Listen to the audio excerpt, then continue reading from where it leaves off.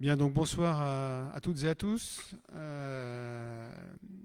J'espère que tout le monde a passé de bonnes vacances et que vous êtes tous en pleine forme pour cette rentrée.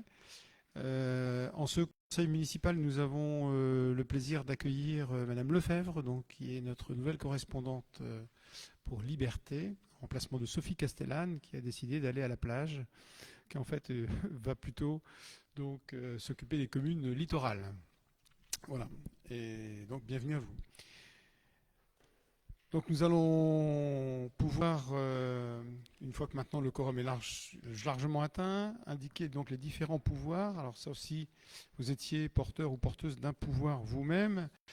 Les pouvoirs que nous avons reçus donc de Jacques Ricroft, pour Christophe Gérard, de Sylvie Champ, donc, qui m'a donné son pouvoir, de Catherine Lazzarotti, pardon, qui a donné son pouvoir à Lydia Bretos, de Laurent Lalouel, pouvoir à Jackie Bertrand, et de Geoffroy Blanchot à la minute, donc qui donne son pouvoir à Éric Didier. Personne d'autre n'est porteur d'un pouvoir. Très bien. Donc, nous allons pouvoir commencer par l'approbation du compte-rendu de la séance précédente, donc la séance du 27 juin 2023 que vous avez reçu. Est-ce qu'il y a des observations, des demandes de modification sur ce compte-rendu, ou est-ce que vous le considérez, ce procès-verbal, fidèle aux échanges et aux délibérations que nous avons prises ce jour-là? Eh bien, je vous remercie. Donc, on considère ce procès-verbal adopté.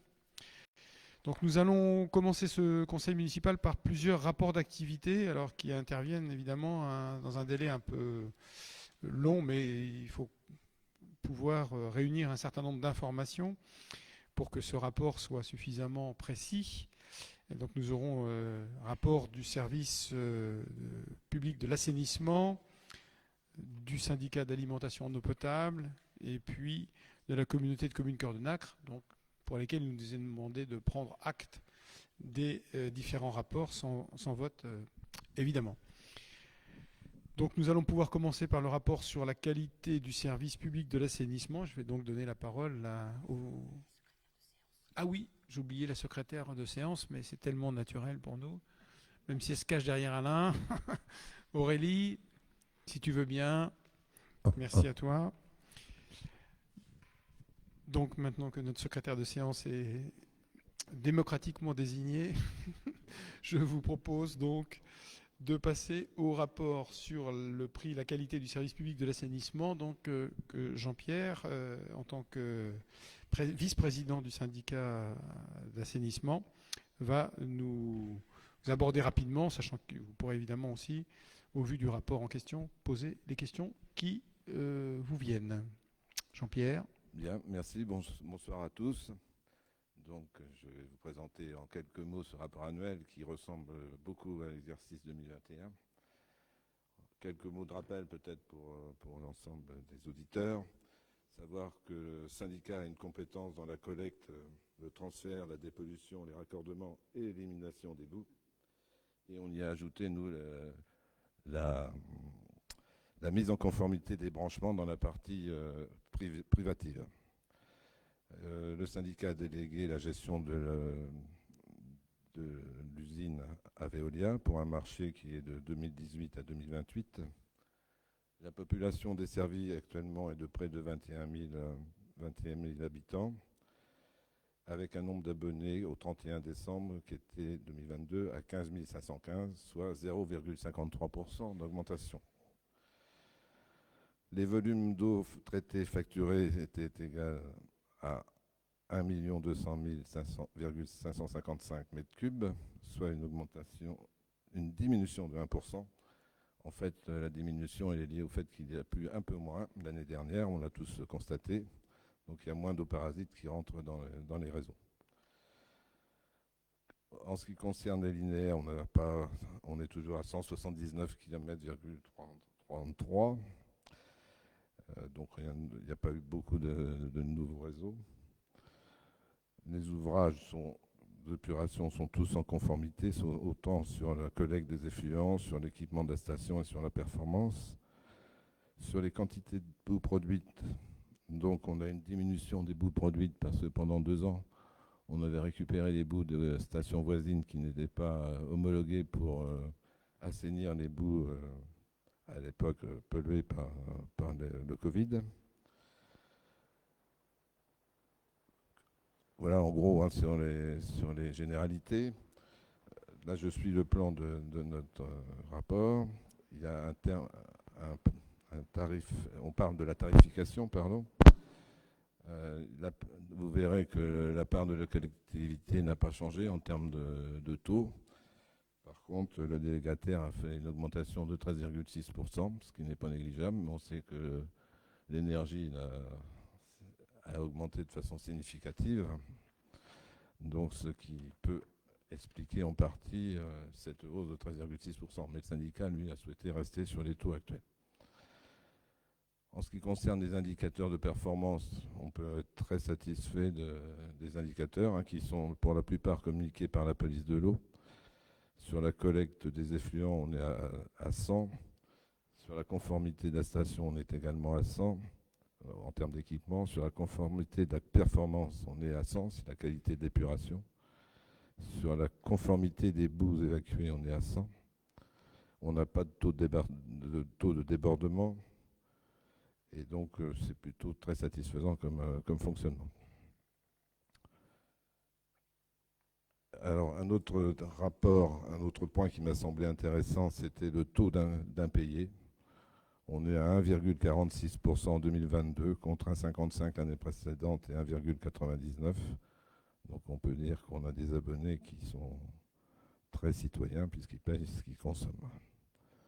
Quand on considère d'autres indicateurs, notamment le taux de réclamation, il est de 0. Donc, et les relations avec le consommateur se font à travers une permanence qui est organisée sur la rue du Général de Gaulle et il n'y a pas de problématique particulière à ce jour.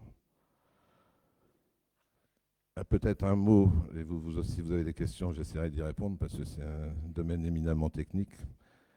Je voudrais rajouter quand même un mot sur le tarif éco-solidaire qu'on a mis en place il y a 3 ans maintenant. Savoir qu'il existe, je ne sais pas si l'information parvient forcément à tous ceux qui sont abonnés. En tout cas, il faut qu'ils se rapprochent des CCAS ou des gens en charge des affaires sociales pour pouvoir en bénéficier. Donc ça consiste à une participation, je crois qu'il y a 80 € par an. Ces taux n'ont pas été renouvelés aujourd'hui, mais ça va être à l'ordre du jour du prochain conseil.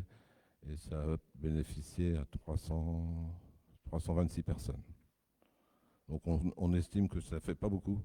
Donc il y a sans doute un non-recours au droit significatif. Et on va essayer de réfléchir un petit peu à faire connaître cette disposition, parce qu'aujourd'hui, sans doute que toute économie réalisée pour ceux qui sont en difficulté n'est pas négligeable avec l'inflation qu'on a. Puis, enfin, Lydia est à côté de moi, elle saurait mieux que moi dire toutes les difficultés que peuvent rencontrer les familles en situation difficile. 80 surtout, ouais. Donc voilà, en quelques mots. Donc globalement, c'est un syndicat qui fonctionne plutôt bien. On travaille aussi sur les travaux réalisés, notamment par le syndicat. Il y a toute la maintenance qui est faite par Veolia. On a élargi la zone de compost parce qu'elle était insuffisante en volume et ça a permis d'améliorer la qualité du compost.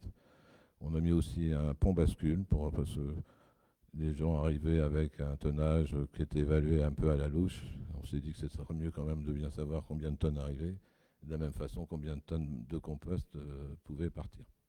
Donc, et puis après, il y a toute la maintenance habituelle, mais qui est contractuelle avec Veolia sur la qualité des réseaux et sur l'équipement de l'usine qui est partagé entre des investissements qui relèvent du syndicat et d'autres qui sont dans la maintenance de l'usine telle qu'elle est définie dans le contrat qui nous lie avec Veolia.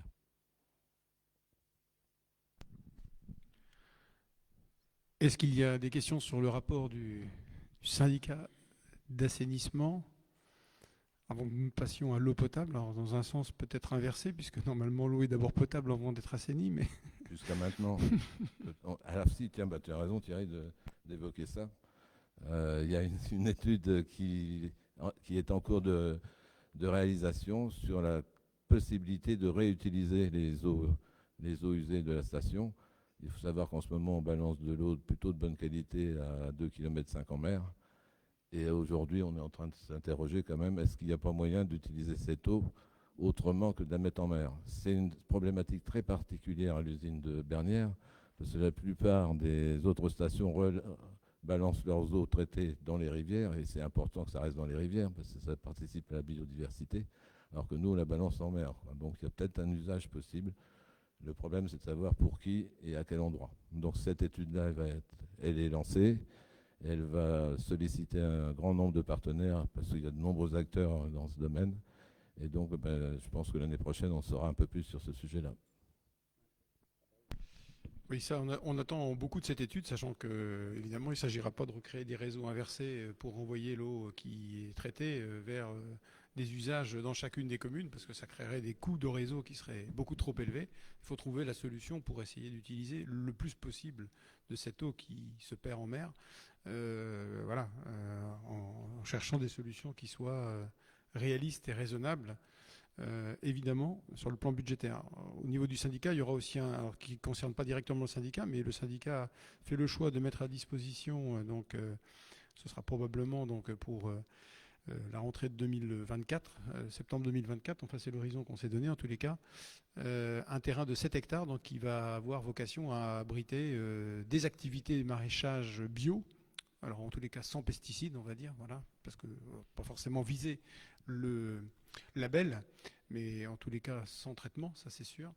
Et donc là, on en est à rédiger le cahier des charges au niveau de l'intercommunalité en lien avec les acteurs qui sont susceptibles de nous aider, Terre de Liens, la Chambre d'agriculture, etc.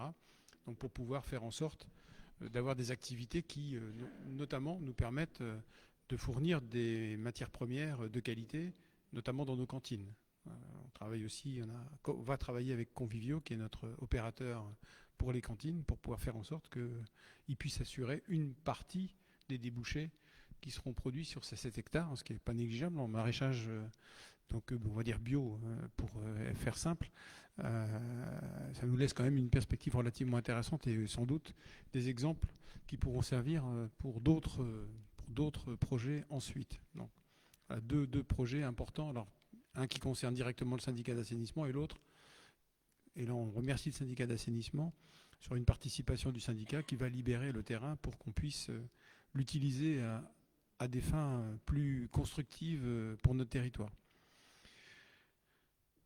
Il n'y a pas de questions sur l'assainissement du coup? Tout est clair? Je dirais, surtout qu'on n'a pas besoin de ces 7 hectares parce que la station étant conçue pour 97 000 habitants, on a de la marge. Alors, ça aussi, c'est quand même un élément dans le bilan global. C'est quand même très rassurant de savoir qu'aujourd'hui, on n'aura jamais le développement en fait qui permettra d'arriver à la saturation des moyens de la station. Par contre, on a deux bassins distincts et ça veut dire qu'on a quasiment, je ne vais pas dire pas de risque, mais très peu de risque d'une coupure du service, puisque donc il y a toujours un bassin qui peut prendre le relais de l'autre potentiellement. Donc on a plus du double des moyens, même en pleine saison, qui sont nécessaires donc, pour assurer le traitement des eaux usées sur notre territoire. Alors, ça a été sans doute calculé de façon trop importante à l'époque, mais on pensait aussi que d'autres collectivités nous rejoindraient et que donc on pourrait rendre ce service avec une station qui, comme l'a dit Jean-Pierre, grâce à des traitements à l'ozone, etc., sort une eau vraiment de très bonne qualité.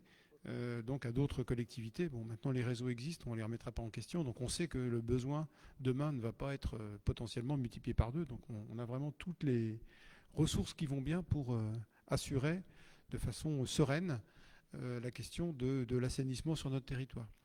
Sur l'eau potable, il y a plus de questions qui se posent, et donc je vais laisser Jean-Michel, en tant que président de notre syndicat, donc nous faire état de son rapport annuel et puis peut-être au passage de parler des projets qui sont en cours et qui vont permettre d'informer les personnes qui nous suivent à distance.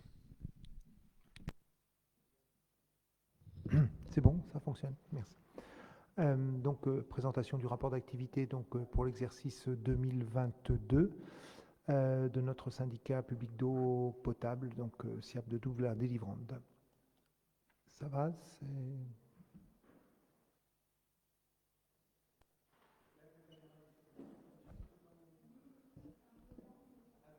on va y arriver. Bien, juste en guise d'introduction, alors je vais suivre avec Émilie à distance, on va passer la première slide, là, voilà, on passe, voilà. Rappelez que il s'agit bien du SIAP dont le périmètre couvre les communes de Cresseron, Douvres, Luc et Plumetot, voilà. On avait, il y a quelques années maintenant en arrière, intégré Luc, qui était en fin de contrat. Le contrat qui est en cours d'exécution a pris effet au 1er janvier 2018 et donc se terminera d'un commun accord avec le contrat d'assainissement au 30 juin 2028. On avait là aussi fait en sorte de pouvoir harmoniser les calendriers parce que c'est toujours difficile ensuite de traiter avec du marché public sur des calendriers différents. Et donc, comme pour l'assainissement, nous travaillons avec l'opérateur Veolia sur le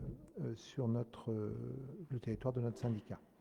On va passer, là on peut passer aussi, voilà. Simplement rappeler que quelques chiffres clés en matière de couverture. Nombre d'habitants desservis, 9802 habitants, ça représente 5233 abonnés. Et un petit chiffre intéressant, ce qui représente une consommation moyenne par jour de 126 litres par habitant et par jour. Voilà. Et ça, ce sont des chiffres qu'il est tout à fait intéressant de mémoriser, sachant que notre objectif, très clairement, c'est d'essayer, en tout cas, de réduire cette consommation journalière au regard de l'épuisement, de ce que j'appellerais moi l'épuisement de la ressource, pour différentes raisons qui ne sont pas liées simplement qu'à des problèmes quantitatifs, mais aussi des problèmes qualitatifs. On y reviendra. Ah oui, on est dans des niveaux de consommation proches d'une moyenne nationale, hein, 120, 128, 130 litres, c'est à peu près ça. Voilà. Donc, nous verrons que nous avons, sur ce point de vue-là, quelques objectifs, me semble-t-il, réalisables pour participer à cette diminution de la consommation. En ce qui concerne les chiffres suivants, aucun chiffre concernant le nombre d'installations de production, puisque je rappelle que depuis maintenant 3 ans, il y a eu une césure entre la compétence production et la compétence distribution. Et donc c'est Eau du Bassin Canet maintenant qui est en charge des installations de production d'eau. Donc on parlera là des forages, mais on les connaît bien, c'est le forage de la poterie, et puis, enfin les forages de la poterie, et puis le forage de Luc-sur-Mer, sur lesquels voilà, l'eau est prélevée. Par contre, nous sommes en responsabilité du stockage de l'eau, puisque nous avons 3 réservoirs d'une capacité de 2200 mètres cubes en stockage. Donc, c'est ce qui permet de faire recirculer l'eau par gravitation, hein, tout simplement. Nous avons également des surpresseurs mis en place et nous en aurons d'autres d'ici peu de temps, puisque nous avons actuellement un chantier qui est en cours de réalisation pour alimenter la zone artisanale de la Fossette avec son extension et quelques parties de la commune de Cresseron qui se trouvent être effectivement en limite de pression d'eau uniquement par gravitation. Donc nous avons fait le choix d'investir sur un surpresseur. Nous avons un réseau de 88 km de distribution avec 4898 branchements et ce qui représente un nombre de compteurs de 5398. Voilà, donc ça avec quelques variations chaque année.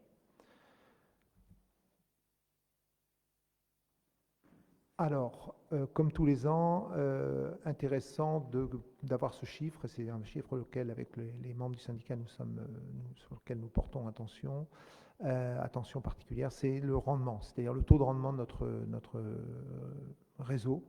En 2021, il était de 82,1%, et il est donc aujourd'hui en 2022 de 87,3%. Ce qui veut dire que tous les efforts consentis en termes d'amélioration qualitative du réseau et notamment les recherches de fuite notamment et de perte d'eau ont porté leurs fruits puisque nous avons une augmentation et là pour le coup pour répondre à la remarque de Jackie, l'objectif du Grenelle 2 c'est en France 68,05% de taux de rendement pour des réseaux d'eau.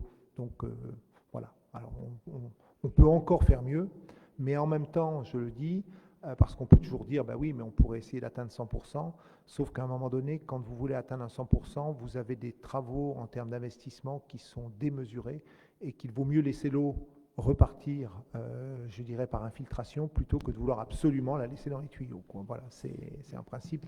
Il faut privilégier le taux de retour sur le taux de rendement, là. Exactement. Nous avons un indice de connaissance et de gestion de notre patrimoine qui est plutôt pas mal, puisque là aussi on est sur un indice de 95 par rapport à une échelle qui est aussi entre 0 et 120. De gros efforts ont été faits pour, je dirais, identifier le patrimoine du syndicat en termes alors c'est tout simplement quelles sont les matériaux utilisés, sachant que selon les périodes, on utilisait de la fonte, on a utilisé du PVC, que le PVC ça pose des problèmes aujourd'hui, etc. Donc aujourd'hui on a une connaissance relativement fine de notre patrimoine, donc ça c'est plutôt une bonne chose. Voilà. Les indices de perte, donc perte linéaire, on est à 2,22 mètres cubes par jour par kilomètre, donc on est encore un petit peu moins et c'est logique puisque le rendement a augmenté. Et on a un taux d'interruption de service non programmé qui est très faible, qui a encore diminué. Donc ça veut dire qu'effectivement, on est dans la maîtrise aujourd'hui de notre réseau de distribution, ce qui est plutôt. On n'a pas eu non plus de gros accidents. C'est arrivé certaines années où on a eu, au moment de la pose de la fibre, je me souviens qu'on avait eu quelques grosses canalisations qui nous avaient fait dévaler de l'eau, voie des Alliés. Là, ça va. Cette année, ça s'est plutôt bien passé. Ensuite, bon là, on va passer sur cette slide parce que ça rappelle les taux de rendement.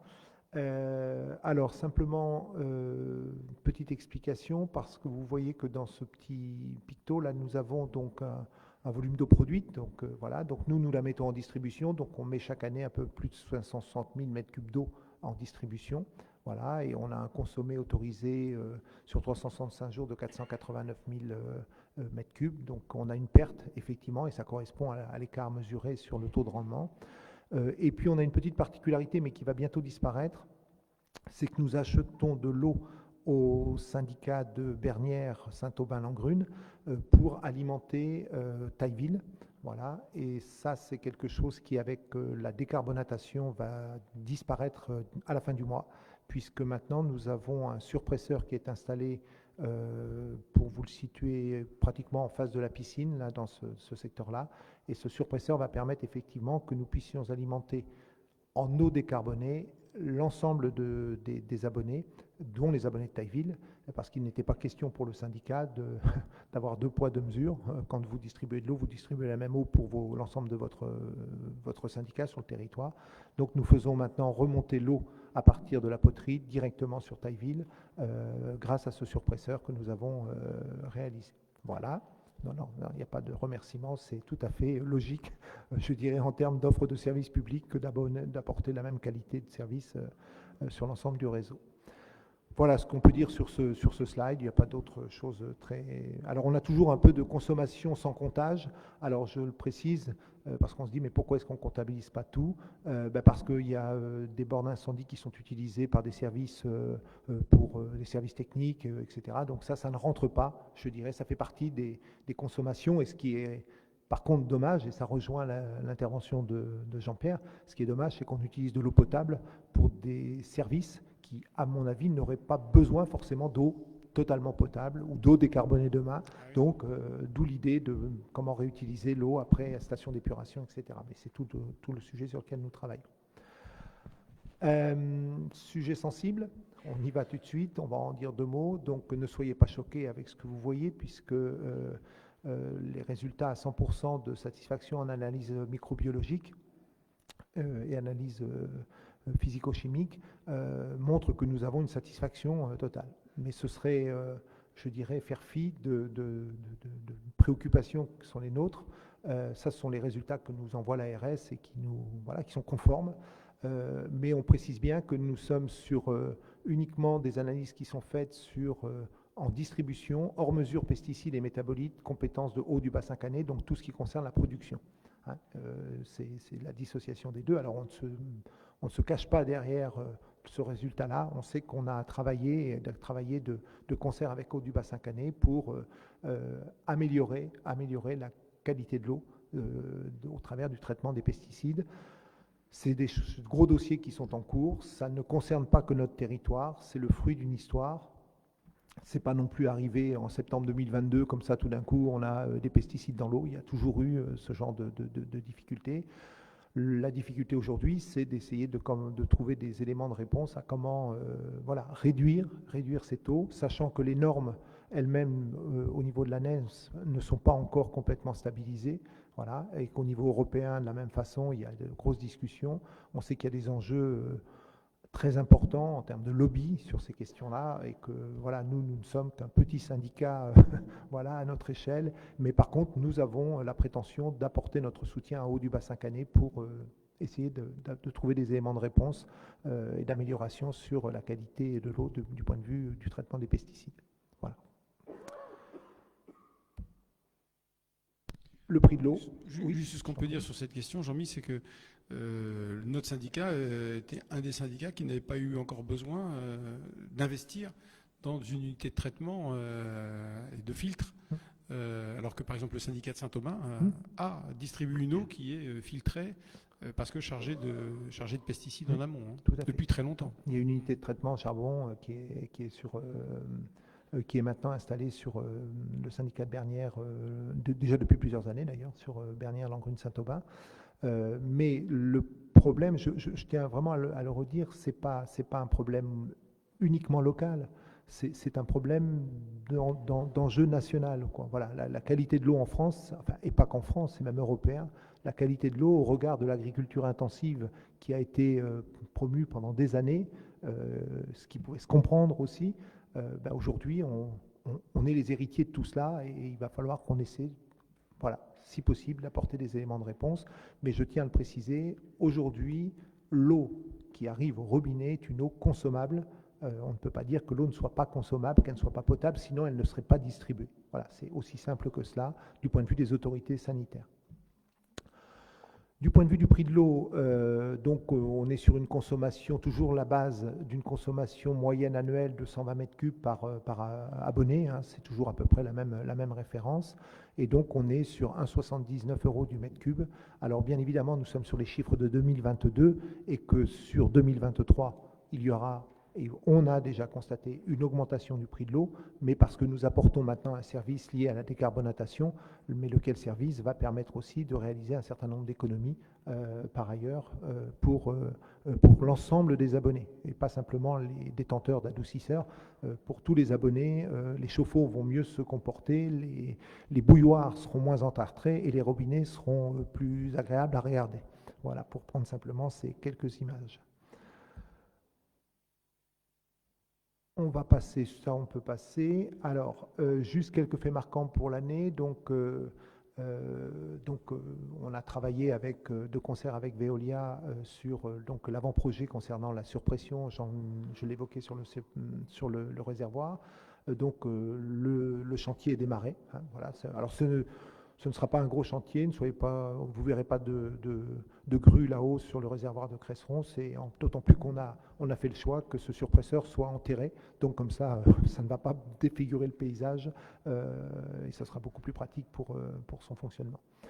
Concernant l'adoucissement d'eau, bien évidemment, nous avons travaillé là aussi de concert avec Veolia, puisque Veolia avec la SAD ont été retenus dans le cadre d'un consortium pour pouvoir réaliser ces investissements. Donc je rappelle que c'est quand même un peu plus d'1 million d'euros d'investissements qui ont été menés et que je profite de ce rapport pour bien préciser, parce que la question m'a encore été posée ce soir, oui, la décarbonatation vient de démarrer. Elle a démarré au 1er septembre comme c'était prévu. Nous sommes partis sur un taux de 40 pour ne pas aller trop vite et pour pouvoir prendre le temps de voir comment le réseau allait se comporter avec cette eau traitée. Ça se passe très bien et on diminue de 5 en 5 toutes les semaines pour arriver à 15 normalement à la fin du mois. Donc nous aurons, je dirais, une eau totalement décarbonée telle que c'est prévu et telle que nous étions engagés donc à la fin du mois de septembre. Voilà. Donc et d'ailleurs, si certains sont sensibles à ce genre de choses, on commence déjà à sentir au niveau du robinet que l'eau s'adoucit petit à petit. Voilà, je le précise, quand on est habitué à avoir ce genre d'eau, on voit la différence.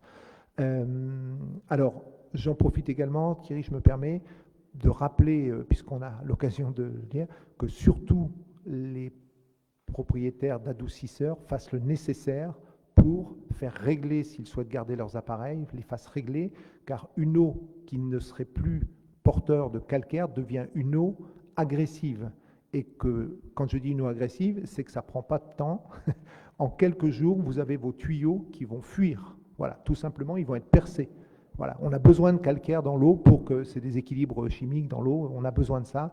Donc surtout, pour les gens qui l'auraient, on l'a déjà communiqué, on le redit, mais surtout, le mieux, c'est, au moins si vous n'êtes pas sûr, au moins arrêtez votre adoucisseur et puis faites-le régler dans un deuxième temps. C'est déjà au moins une garantie. Voilà. Donc voilà, et puis dire aussi que nous avons eu quelques petits soucis en 2022 sur, alors il n'y a pas eu d'essai de contrôle sur les poteaux incendies parce que là c'est compétence de la collectivité locale, donc de la mairie, mais parce qu'il y avait eu aussi les effets sécheresse, etc. Et donc la préfecture avait autorisé à ce qu'il n'y ait pas de test de fait.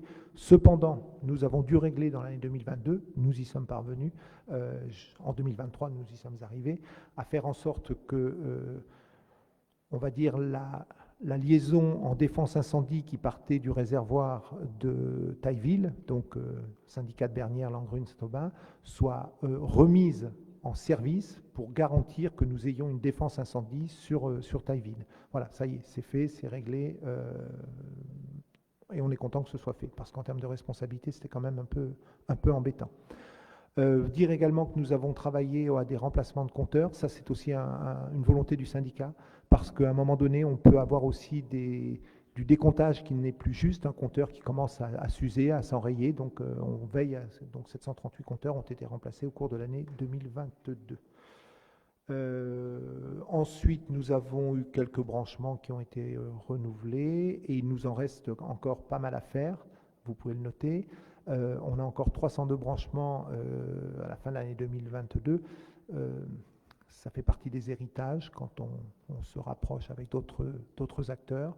Le patrimoine d'une histoire où en fait les branchements plombs qui auraient dû être renouvelés sur la commune de Luc ne l'ont jamais été faits, et on se retrouve avec ce gros chantier à devoir être réalisé. Le chantier est en cours, on commence à planifier avec les programmes de travaux aussi sur la commune, parce que on a notamment quelques soucis sur une des rues, parce que ça veut dire qu'il faut refaire l'intégralité de la rue, et on en profitera pour refaire les canalisations, mais ça demande à être préparé en amont pour nous assurer qu'effectivement il n'y ait pas trop de perturbations, mais c'est quand même des très gros chantiers. Voilà, et donc les 738 compteurs remplacés, j'en ai déjà parlé, et ensuite simplement vous dire que pour le dernier slide, je crois, des fuites qui ont été repérées sur canalisation, donc 6, sur compteur 63, sur des branchements réalisés, mais ça c'est des petites choses communes qu'on a à gérer, et on a fait une recherche de fuite sur un linéaire de 9154 mètres, donc parce qu'on travaille par zone, par sectorisation, donc voilà ce qu'on peut dire, Thierry, sur le rapport 2022. Est-ce qu'il y a des questions à poser au président du syndicat d'eau potable? J'en profite pour remercier quand même nos représentants dans ces deux syndicats, eau potable comme assainissement. On a deux syndicats qui sont bien gérés, qui fonctionnent très bien. Néanmoins, donc, nous allons travailler à l'échelle intercommunale sur la prise de compétences par l'intercommunalité de ces sujets eau assainissement, puisque ça fait partie des enjeux à terme. Et donc il nous faudra réfléchir à une organisation différente. Sur l'adoucissement de l'eau en amont, pour ce qui me concerne, j'ai débranché mon adoucisseur hier. Enfin, je ne l'ai pas fait, je l'ai fait faire. C'est peut-être plus prudent. Et donc aujourd'hui, voilà, je suis connecté à 100% à l'eau distribuée par l'eau potable du syndicat que je bois. Voilà. Donc je n'ai pas d'hésitation une seule seconde sur ces questions. Je voulais juste poser une question, Jean-Michel, sous forme d'humour quand même. Je voulais savoir si, maintenant que vous adoucissez l'eau, vous pourriez adoucir le comportement d'un certain nombre d'usagers en même temps. Alors je ne sais pas si je dois répondre à la question. En En tout cas, par rapport à l'eau, je crois et c'est un sujet qu'on a abordé avec Jean-Pierre dans le cadre de la commission développement durable, je crois que c'est un vrai sujet et je pense qu'on a tout intérêt à poursuivre ce travail de sensibilisation. On voit bien que ça finit par porter ses fruits. C'est lent. Des fois, on aurait envie que voilà, avoir des comportements changer plus rapidement, mais pour autant, ça avance. Et je pense qu'il y a vraiment une conscientisation qui est en train de se faire sur cette problématique de l'eau. Ça va sur notre territoire, en tout cas, c'est un vrai enjeu pour l'avenir, hein, d'être assuré qu'effectivement nous soyons encore en capacité de pouvoir trouver dans nos sous-sols de l'eau consommable et en quantité suffisante et en qualité, bien évidemment, également suffisante. Donc je pense qu'il faut poursuivre. Je pense qu'il y a des projets d'information, de sensibilisation auprès des écoles. Je crois qu'il faut poursuivre nos efforts. L'eau devient une denrée rare, donc chère.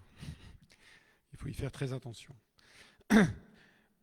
Bien, s'il n'y a pas de questions, donc je vous propose de passer au rapport d'activité de notre communauté de communes, donc dans lequel là aussi un certain nombre d'élus s'investissent au conseil communautaire, mais aussi dans les commissions intercommunales. Donc année 2022, j'en profiterai pour faire quelques zooms sur des projets 2023.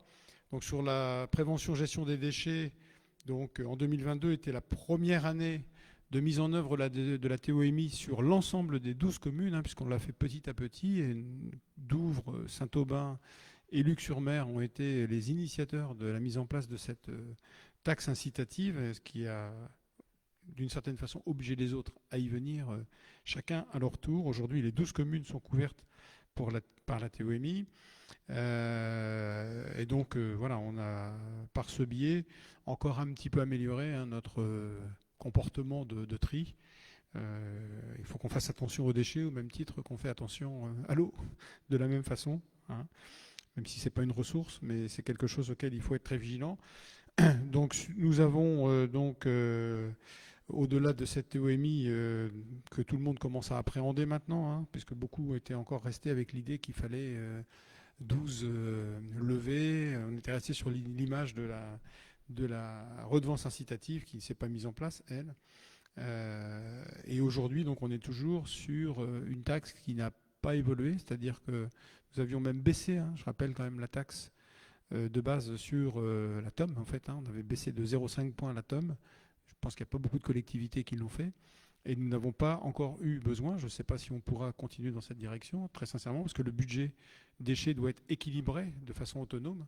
Et il ne couvre pas, beaucoup de personnes pensent que ça ne couvre que la levée des poubelles qui passent qu'on met devant chez nous.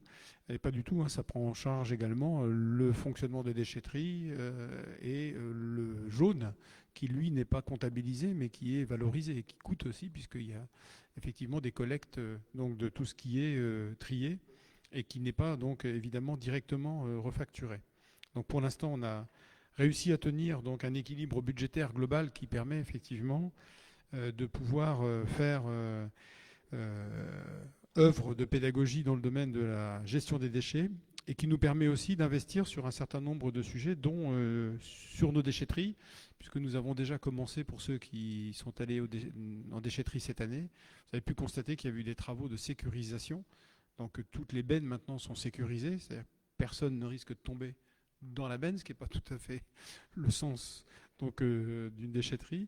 Et nous avons également un panneautage, une information qui est beaucoup plus claire sur la destination de chacune des bennes. Nous avons accompagné ça d'un choix qui est fort, hein, que moi personnellement je réclamais depuis de nombreuses années. C'est que nous avons internalisé la gestion des déchetteries, c'est-à-dire que nous ne sous-traitons plus la gestion des déchetteries à un prestataire extérieur. Nous avons recruté des agents, pour une part d'ailleurs qui étaient déjà salariés de la structure qui, directement ou indirectement, qui assurait la gestion des déchetteries. Et donc aujourd'hui, notamment, ces agents de déchetterie sont des personnes qui doivent être au-delà de la vérification de la carte à l'entrée de la déchetterie, doivent aussi apporter du conseil sur la façon dont les personnes peuvent mieux trier leurs déchets et en tous les cas limiter au maximum tout ce qui va aller dans la benne à encombrant qui, elle, est celle qui nous coûte vraiment le plus cher. Donc, ils sont maintenant agents conseillers auprès des personnes qui viennent déposer en déchetterie. Et donc, on va travailler sur les déchetteries, sur voilà, des solutions avec le monde associatif de ressourcerie, parce qu'il y a des gens qui viennent parfois jeter des choses qui sont tout à fait réutilisables. Hein. Donc, il faut qu'on arrive encore à améliorer les choses, mais là, déjà, il fallait faire en sorte que ces 4 agents intègrent bien la collectivité, intègrent bien le nouveau rôle qu'on leur donne. Et donc, tout ça est en train de fonctionner plutôt positivement.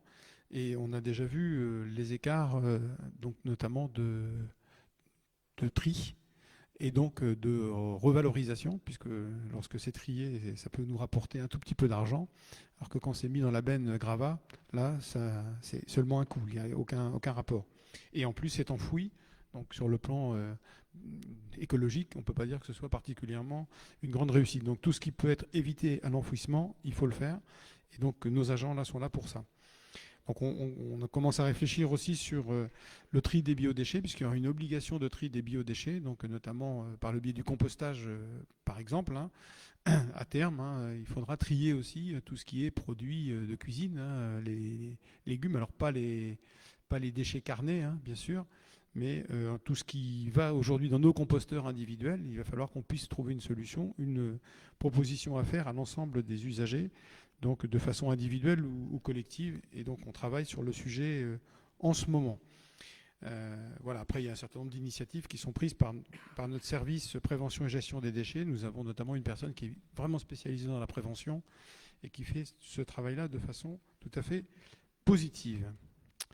Je sais pas, je m'arrête peut-être par sujet si vous avez des questions, comme ça évitera de revenir globalement.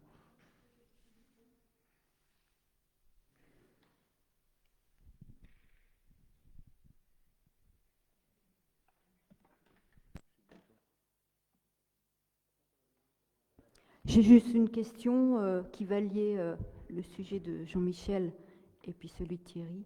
Donc c'est justement quid du fond des adoucisseurs qu'il reste, c'est-à-dire le sel, le fond de l'adoucisseur, le sel mouillé.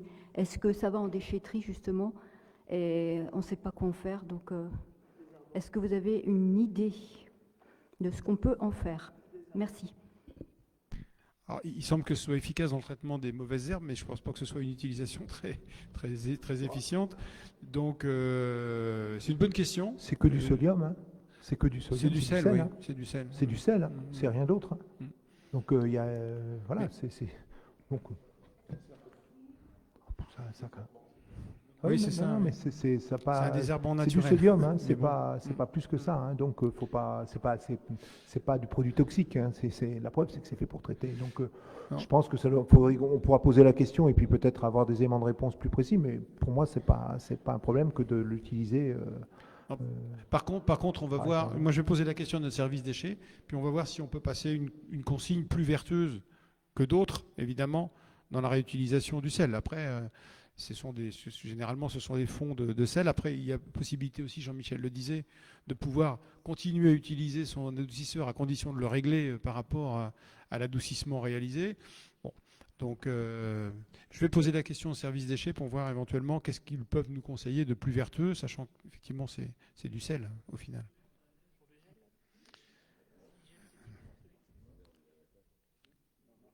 Ok. Sur les déchets, pas d'autres... questions, sujets. Donc des travaux vont être réalisés alors courant 2024 probablement hein, pour améliorer l'entrée dans les déchetteries. Il va y avoir des systèmes de badges et de cartes qui vont permettre voilà, d'éviter que l'agent soit justement seulement à la vérification de la carte. Il pourra du coup être plus efficace à côté des bennes pour conseiller les personnes sur la façon dont ils doivent déposer leurs déchets. Sur la gestion des risques, donc on a poursuivi tous nos travaux de défense contre la mer. Hein, c'est une compétence qu'on a repris au titre de la compétence GEMAPI. Donc nous faisons tous les ans des travaux importants sur les épis, les digues de nos communes littorales. Nous avons donc livré une installation à Anisy donc pour traiter contre les inondations et nous travaillons sur la situation de Cresseron-Plumetot, donc sur lequel nous espérons pouvoir avancer rapidement. Et puis donc nous allons conduire un certain nombre d'études dans le domaine des questions liées à la montée des eaux, d'une façon ou d'une autre, hein, et notamment donc au recul du trait de côte et aux submersions marines potentielles, donc avec une étude de danger qui concerne nos 2 communes concernées par le recul du trait de côte, c'est-à-dire Courseulles-sur-Mer et Bernières, mais qu'on va étendre aux autres communes, donc pour voir comment on peut à la fois donc mieux se protéger et puis aussi peut-être envisager des modes de défense contre la mer, en tous les cas de défense contre les risques liés à la mer, qui soient plus vertueux aussi, plus écologiques. Il y a des manières plus douces de pouvoir faire. Et donc, cette étude va permettre de réaliser également tout ça. Donc, tous les ans, c'est quand même autour de 700 à 800 000 euros hein, d'investissements qui sont faits par la collectivité sur ces questions. Vous avez des questions sur la gestion des risques, mon cher Patrick?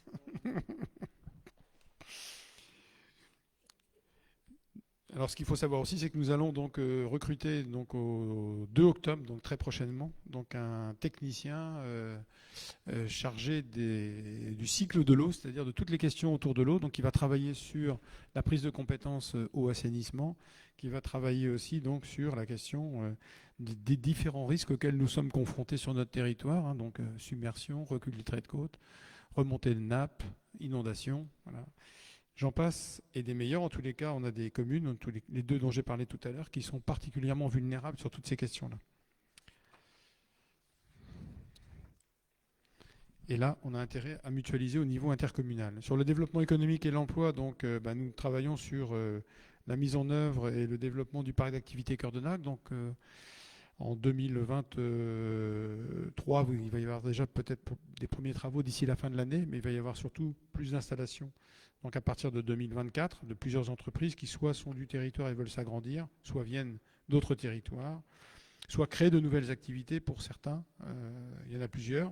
Donc ce parc d'activités, 2 destinations importantes. Donc il a été labellisé RSE, donc la responsabilité sociale des entreprises. Et donc nous avons apporté, nous, une vigilance particulière sur la qualité de vie dans ce parc d'activités pour que les salariés s'y sentent le mieux possible.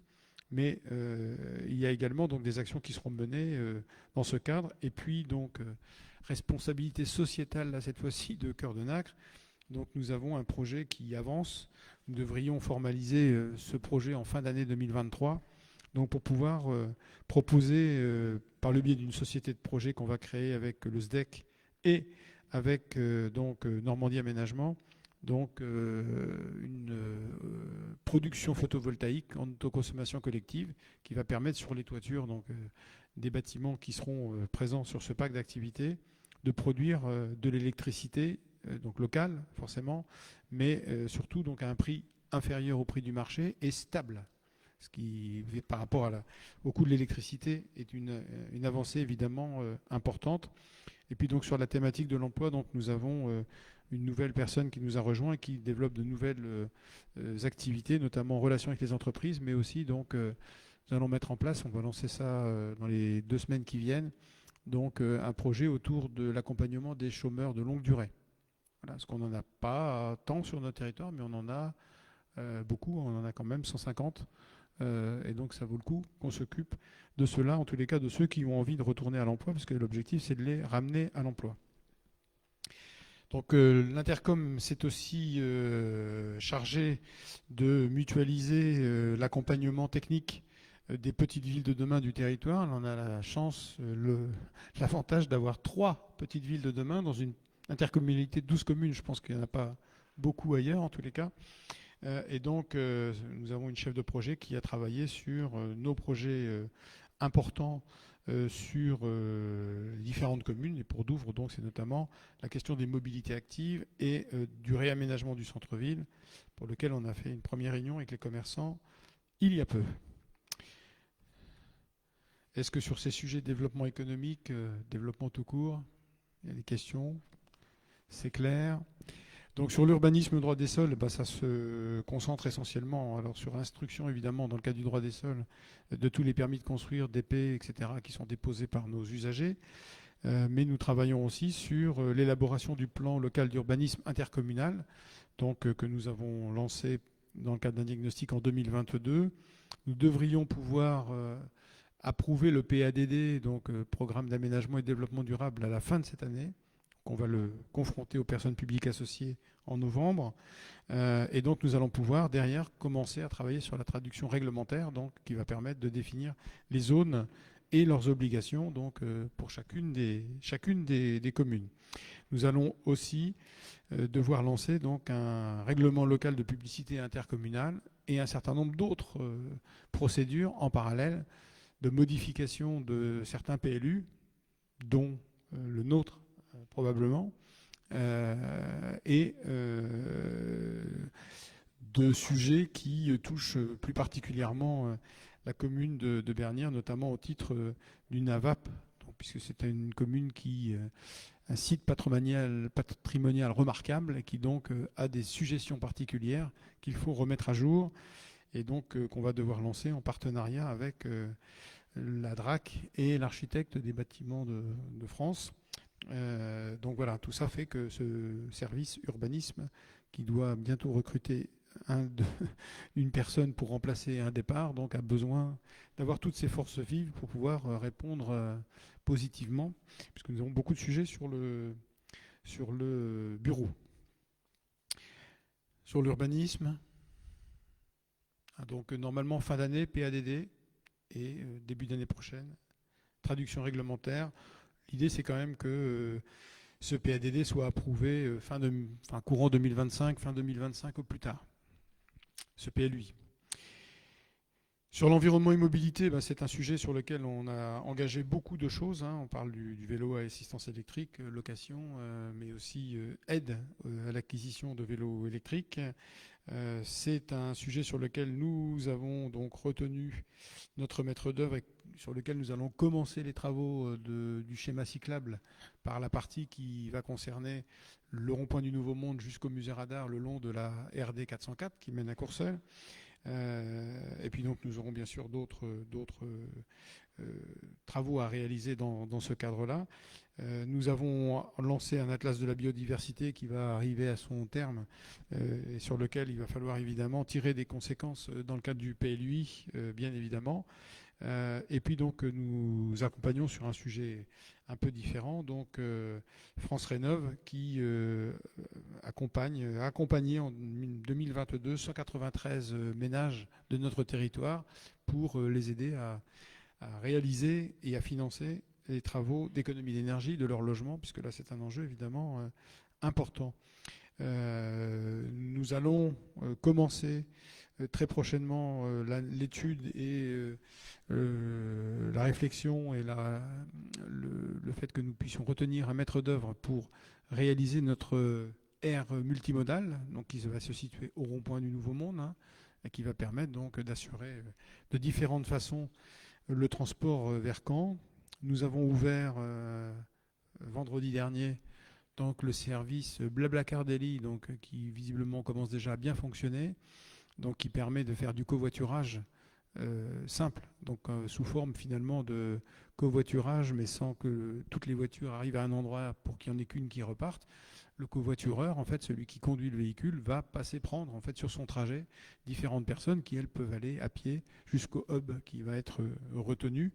Et notre vice-président au développement durable, par exemple, qui lui va régulièrement sur Caen, s'est inscrit comme covoitureur potentiel, et dans les minutes qui ont suivi son inscription, il a eu 9 demandes de covoiturage quasiment dans la foulée. Donc pour mieux gérer nos transports pendulaires de et vers Caen, c'est vraiment une solution qui apparaît vraiment très intéressante, et on bénéficie évidemment de l'image de marque Blablacar au passage, qui je pense va nous aider sensiblement. En plus, c'est une application qui est très intéressante et qui est très sûre. Donc je pense que c'est quelque chose qui devrait normalement se développer, se déployer. Donc sur l'environnement et les mobilités, voilà, en dehors du fait que nous avons relancé cette année le festival Comment c'est prêt, à Saint-Aubin-sur-Mer, qui, pour tout dire, a eu une réussite, comment dire, pas d'estime, en tous les cas, une réussite insuffisante pour envisager sa reconduction dans les mêmes termes l'année prochaine. Voilà. Est-ce que sur les mobilités, l'environnement, il y a des questions, bon, des sujets qui sont forcément au cœur de nos préoccupations à tous. On va travailler aussi sur des solutions d'autopartage et sur d'autres sujets au cours de 2024.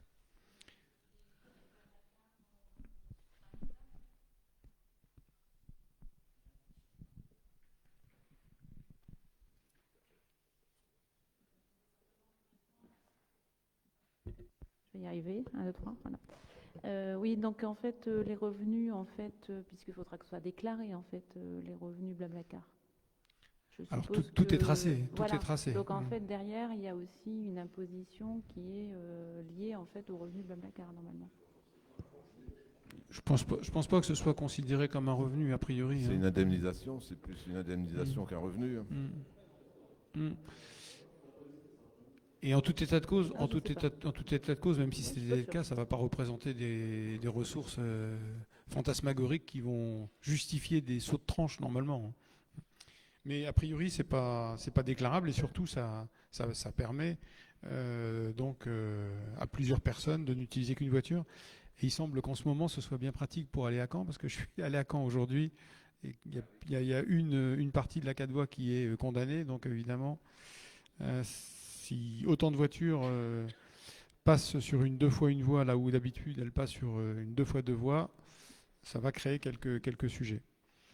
Alors sur le tourisme, donc juste rappeler le fait que donc nous avons... Oui, pardon. Une réponse à la question. L'argent que vous recevez via Blablacar pour vos trajets en covoiturage.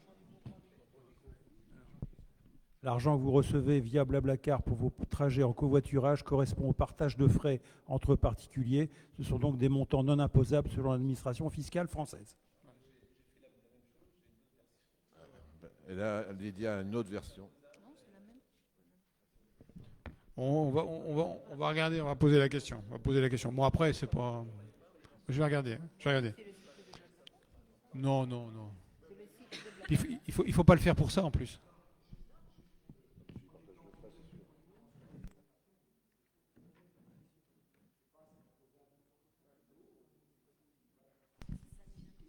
Oui, c'est ça. Je pense que chaque cas est différent pratiquement.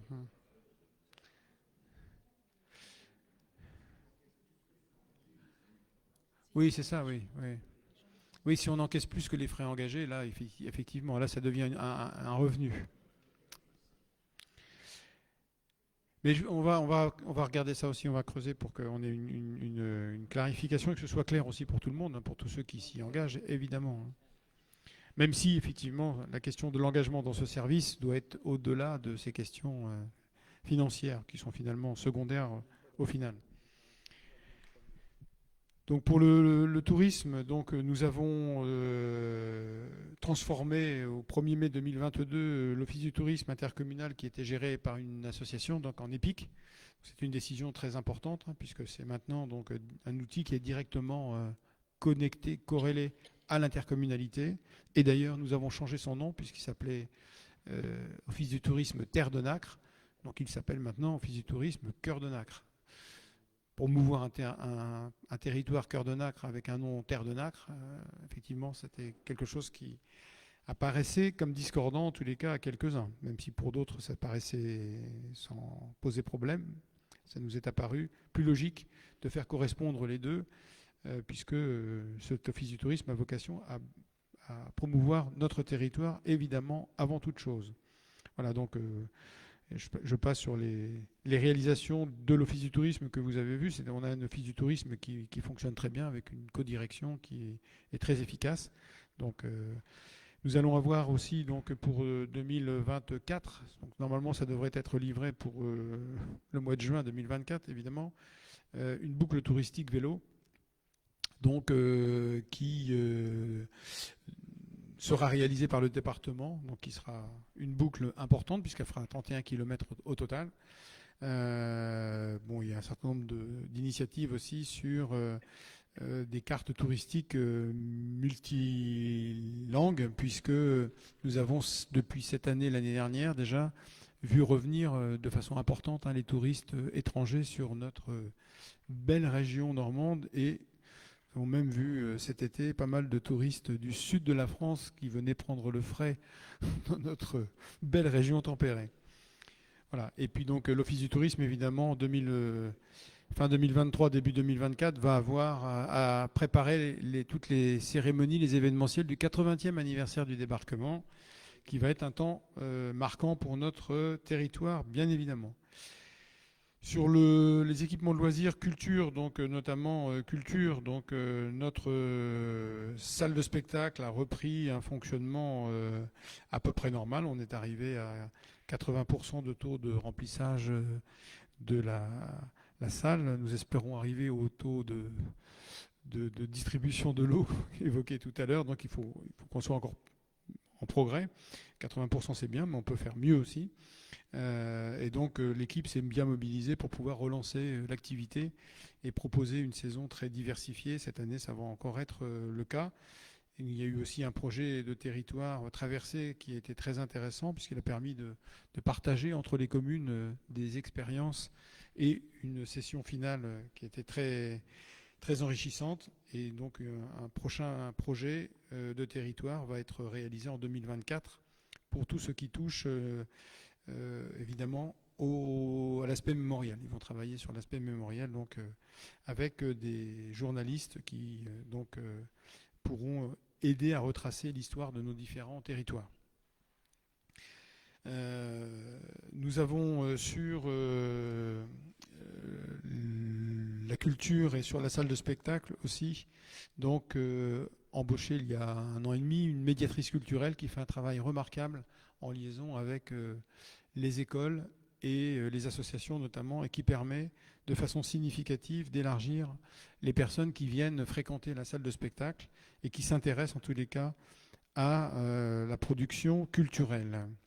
Voilà, il y a eu un certain nombre de portes ouvertes, il y a même eu une participation aux Journées du patrimoine l'année dernière, et donc nous avons aussi accueilli plusieurs troupes extérieures, donc de façon à ce qu'elles soient en résidence et qu'elles préparent leur futur spectacle. Voilà, donc il y a une vraie dynamique dans cette équipe culturelle qui a été renouvelée, mais qui aujourd'hui donc est en état de fonctionner maximum.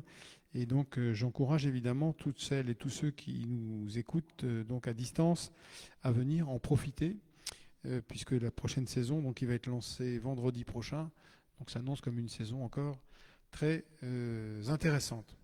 Et évidemment, donc, dans le domaine culturel, en complément de cet espace de spectacle, donc le cinéma intercommunal qui a ouvert donc début juillet et qui donc visiblement remplit de joie, de plaisir tous les spectateurs qui viennent en profiter, donc pour un tarif évidemment qui est loin des tarifs pratiqués dans les grandes salles de spectacle, de cinéma, même si la qualité de ce qui y est montré est au minimum au même niveau.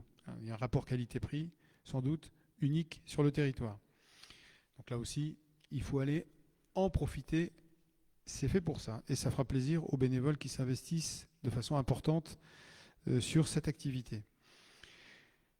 Sur l'école de musique, bon, on a recruté un nouveau directeur qui est en même temps maintenant directeur de l'action culturelle, donc qui gère également le cinéma, la salle de spectacle.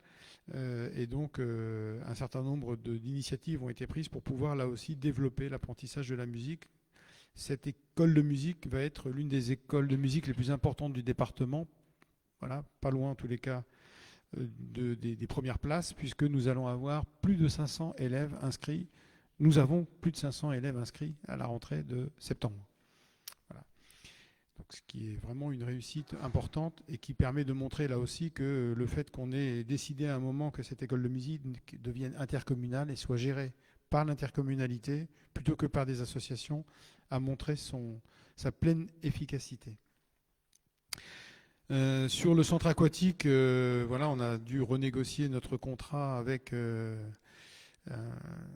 seul candidat donc, à la délégation de service public. Donc on a négocié au mieux en faisant en sorte notamment que nous puissions être à des taux d'utilisation de la chaudière bois qui soient plus réalistes par rapport à tout ce qu'on a constaté jusqu'à maintenant, même si pour le moment, sans doute vous l'aurez vu, dimanche dernier, nous avons eu un feu, donc non pas dans la chaudière, mais sur le convoyeur de la chaudière, qui fait qu'elle va sans doute, pour un certain temps, être suppléée par nos chaudières gaz. Mais en tous les cas, ça n'a pas nui au fonctionnement d'Aquanacre. Donc nous avons aussi dû retravailler avec Aquanacre sur un certain nombre de choix et de décisions à prendre pour pouvoir faire en sorte que, notamment au cours de l'hiver 2022-2023, donc nous avons fermé l'accès au bassin extérieur, donc pour pouvoir tenir compte des coûts d'énergie qui, effectivement, dans un centre comme celui-ci, sont très importants. Hein. Je rappelle que l'intercommunalité verse donc aux délégataires, une somme équivalente à près de 600 000 euros, hein, pour pouvoir équilibrer le fonctionnement du centre. Donc je sais que certaines personnes pensent qu'on peut tout faire et qu'on peut continuer effectivement à dépenser sans compter l'argent public. Nous, on essaie de faire en sorte de limiter la dépense à ce qui est strictement nécessaire, et ce qui est notamment strictement nécessaire au vu de la conjoncture que nous rencontrons. Ça ne nous a pas empêché... Attends, je finis juste... Juste la précision sur les 600 000, c'est hors investissement, c'est que fonctionnement. Ah, ce n'est que le fonctionnement. C'est-à-dire auquel il faut ajouter 300 000 d'investissement. Moins maintenant parce que ça baisse pour l'investissement. Voilà, mais c'est vrai, oui, alors tout à fait. que c'était avant 3 ou 400 000 en fonctionnement au départ. Oui, alors on a aussi dans ces 600 000, on a aussi ce qu'on finance pour les écoles, ce qu'on finance pour les associations, hein, puisque donc cet équipement, et on s'était suffisamment battu pour ça, est un équipement qui, du coup, sert aussi beaucoup les usagers, notamment les associations et les écoles. Mais voilà, à chaque fois, hein, c'est un coût relativement important. Donc on essaie de le maîtriser le mieux possible et de faire en sorte, faire en sorte que tous les usagers puissent y trouver leur compte. Voilà, donc il faut aussi accepter que les nageurs laissent de temps leur place aux personnes qui font de l'activité physique en aquatique, et puis qu'inversement, ceux qui font ça laissent aussi la place aux nageurs. Il faut trouver un équilibre qui n'est pas toujours facile à trouver. Donc, nouveauté en 2023, donc, nous avons enfin pu livrer le toboggan qu'on a eu bien du mal à finaliser. Mais enfin, en tous les cas, visiblement, il répond à toutes les attentes que nous lui avions formulées, puisque donc c'est vraiment un attrait supplémentaire, et notamment à l'occasion de l'été. Là, les permanents du centre nous ont renvoyé le fait que ce toboggan représentait vraiment une attractivité supplémentaire non négligeable. Heureusement. Sur la partie solidarité territoriale, nous avons donc la gestion du relais petite enfance, hein, qui a remplacé les relais d'assistantes maternelles, mais qui fait le même travail, évidemment, hein, qui est géré par la DMR. Nous avons en projet un lieu d'accueil enfants-parents qui va s'ouvrir à Courseulles, donc début 2024. Et puis en prévention spécialisée, donc nous continuons de nous appuyer sur l'ADAGE pour assurer la prévention spécialisée, mais aussi donc les interventions dans les collèges, dans les établissements publics, le suivi d'un certain nombre de jeunes individuellement ou collectivement, et puis également donc la gestion de notre pôle social et solidaire, donc puisque même si l'épicerie sociale et solidaire est quand même l'acteur majeur que nous avons installé dans ce pôle social et solidaire, le pôle il a vocation à offrir d'autres services et à accueillir d'autres associations que cette seule association. Sur les finances, donc, nous avions fait le choix d'augmenter en 2 temps la contribution à l'intercommunalité sur le foncier. Il faut dire qu'on était très bas, donc en pourcentage, ça représente quelque chose d'important. Mais nous n'avions un taux d'impôt sur le foncier que de 1,1% au niveau de l'intercommunalité, et qui donc du coup, compte tenu de toutes les compétences que les communes ont déléguées, que l'État a déléguées, que un certain nombre de personnes nous ont confiées, eh bien il était plus tenable de pouvoir équilibrer le budget avec ce taux, et donc nous sommes en deux ans passés à un taux de 2,2% qui reste très inférieur. Il suffit de comparer avec les autres communautés de communes à ce qui se fait ailleurs. Sur l'accueil des gens du voyage, j'en dirais pas grand-chose, si ce n'est qu'il nous faut encore, au-delà de ce que nous avons déjà fait, dans le cadre du schéma départemental d'accueil des gens du voyage, réaliser une aire mixte susceptible d'accueillir les groupes familiaux qui sont de plus en plus nombreux, les missions, Donc étant en 2022 au nombre de 5 seulement, nous avons beaucoup plus eu à gérer des groupes familiaux qui sont finalement plus compliqués à gérer, parce qu'on a moins d'interlocuteurs identifiés face ou en tous les cas devant nous. Voilà. Après, en communication, nous avons recruté une nouvelle responsable de communication et donc avec l'idée aussi de pouvoir développer la communication pour montrer l'interconnexion entre les communes et l'intercommunalité. Moi, je défends beaucoup l'idée du couple commune-intercom. L'important, c'est que le service soit rendu, que ce soit par la commune ou par l'intercommunalité. C'est celui qui est le mieux placé pour le rendre qui doit le rendre. Et chacun des deux doit s'imprégner de tous ces services, qu'il les rende directement ou pas. Et puis donc, information donc pour nos habitants, le bulletin C2N, nouvelle formule, puisque nous avons une nouvelle chargée de communication, donc il y a une nouvelle formule au bulletin, va être distribué dans les boîtes aux lettres très prochainement. Et donc tout ce que j'ai dit là, avec un certain nombre d'autres sujets supplémentaires par rapport à l'avenir, vont être traités dans ce bulletin. Lecture saine pour cet hiver. Est-ce que sur toutes ces questions, vous avez... Voilà. Donc encore une fois, je remercie toutes les personnes qui nous représentent au sein de l'intercommunalité. C'est un vrai gros travail. On a une intercommunalité qui a pris un nouvel essor, qui anticipe sur un certain nombre de sujets. Bon, donc ça suppose beaucoup de travail et je tiens à souligner également, comme je le fais pour nos agents communaux, la qualité des agents que nous avons au niveau intercommunal et qui nous aident de façon significative dans l'atteinte de tous ces objectifs. Voilà pour les rapports. Donc on va vous proposer de prendre là cette fois-ci les premières délibérations. Donc première consiste en l'autorisation de signature relative à la convention de mise à disposition du gymnase Pierre-Roux au lycée Cours Notre-Dame et Notre-Dame de Nazareth.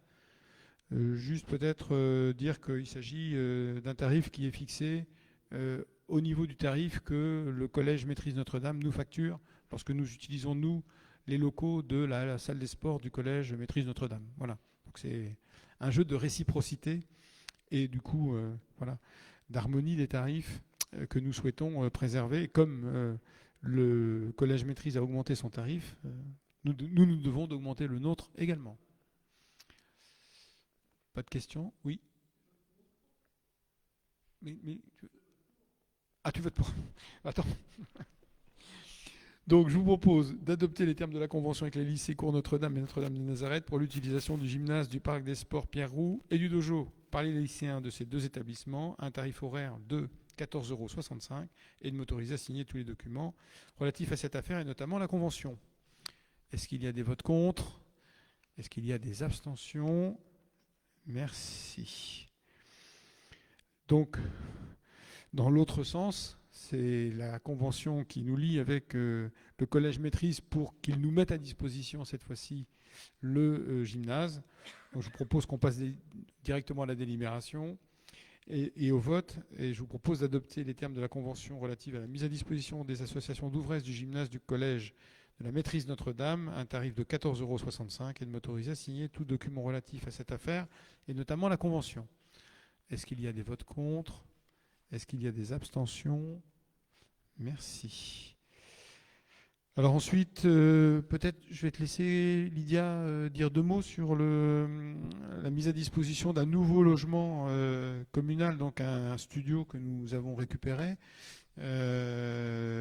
qui était la propriété de la commune, mais qui était utilisé par quelqu'un qui l'a quitté, et donc que nous avons eu l'opportunité de pouvoir réhabiliter et mettre à disposition du CCAS, donc pour en faire notre nouveau logement d'urgence.